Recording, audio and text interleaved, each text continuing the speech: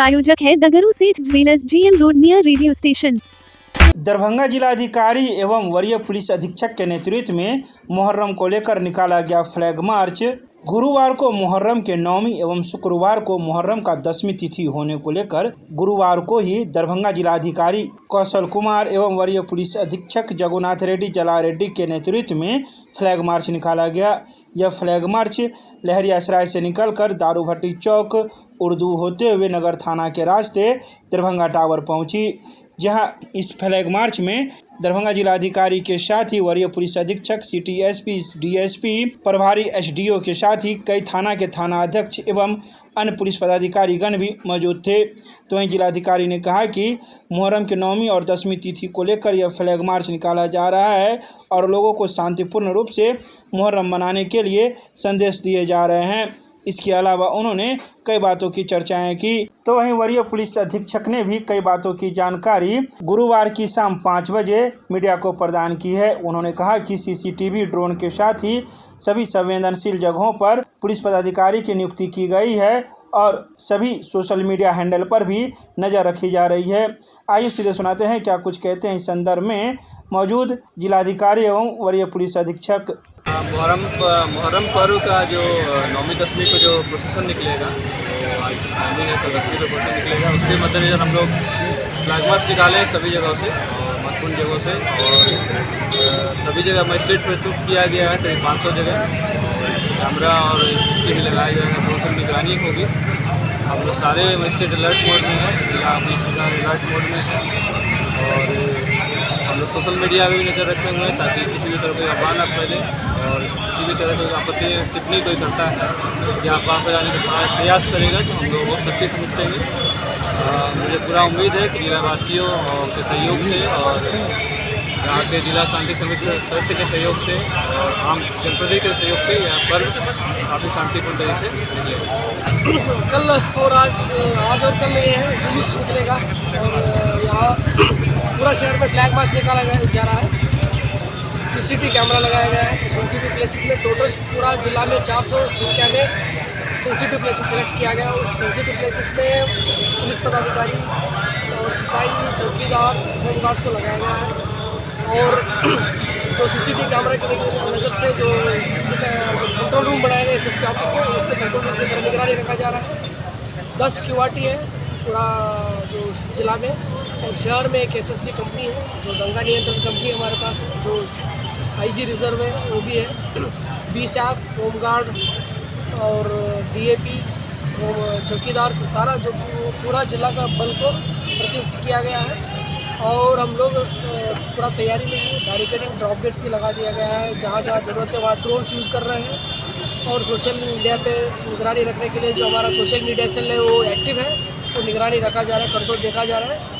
और हम लोग शहरवासियों से अपील करते हैं पर्व को शांति से मनाएं और कहीं भी कुछ असामाजिक तत्व कुछ मैसेज लिखते हैं सोशल मीडिया पे या अभद्र टिप्पणी करते हैं और कहीं कुछ गड़बड़ करते हैं तो तुरंत पुलिस प्रशासन को, जिला प्रशासन को तुरंत सूचना दें और हम लोग सख्ती से कार्रवाई करेंगे। प्राथमिकी दर्ज करते हुए सख्ती से कार्रवाई किया जाएगा। सर डील क्या कहा जाता है? जो DJ बैंड है और लाउड स्पीकर यूज़ कर सकते हैं और वहाँ उसके लिए अनुमंडल पदाधिकारी के यहाँ एप्लीकेशन देना है, वहाँ जो परमिशन मिलने के बाद यूज़ किया जा सकता है।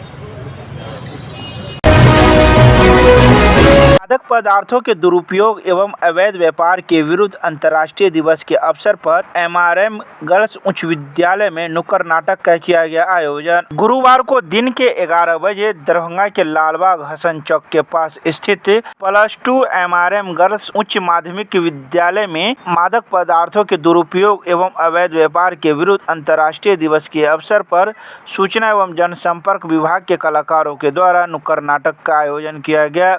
यह नुक्कड़ नाटक का आयोजन जिलाधिकारी के निर्देश के आलोक में किया गया। इस दौरान मौजूद नुक्कड़ नाटक करने वाले लोगों ने मौजूद छात्राओं को मादक पदार्थ के रोकथाम और उसके दुरुपयोग के बारे में नाटक के माध्यम से जानकारी उपलब्ध करवाई। कालक्रम में पढ़ाई जब आगे बढ़ता है तो कैसे भटकाव आता है, इस चीज को भी दिखाया है इन्होंने। इस भटकाव का गार्जियन तो चाहते हैं कि हमारा बच्चा अच्छे जगह जाए, अच्छे से पढ़े, अच्छा ऑफिसर बने, अपने पैर पे खड़ा हो, और जब उच्च शिक्षा के लिए बाहर भेजते हैं तो क्या समझ में आता है, जो बैड एलिमेंट्स हैं वो लोग आपको डाइवर्ट करते हैं विभिन्न प्रकार के लोक लुभावन चीज़ों से, और मादक द्रव्य के चपेट में वो बच्चा आया। अभी आपने जैसा देखा, इसमें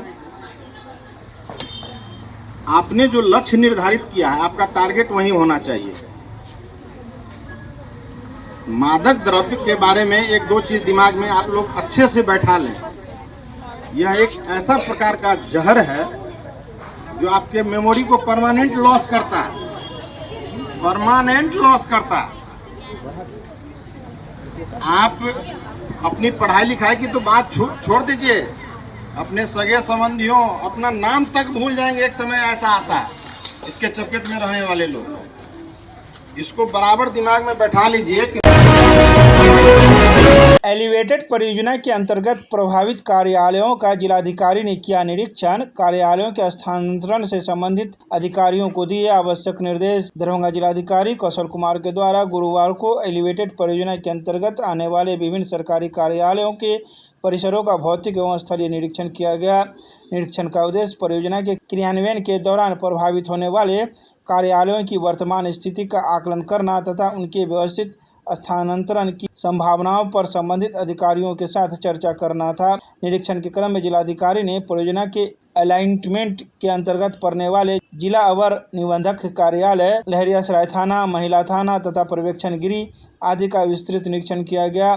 इस दौरान संबंधित परिसरों की उपलब्ध भूमि, भवन संरचना एवं प्रशासनिक कार्यों के सुचारू संचालन को ध्यान में रखते हुए आवश्यक बिंदुओं की समीक्षा की गई। तो इन सभी बातों की जानकारी जिला जनसंपर्क के द्वारा गुरुवार की शाम 4:45 पर प्रेस रिलीज जारी कर दरभंगा के मीडिया को प्रदान की गई।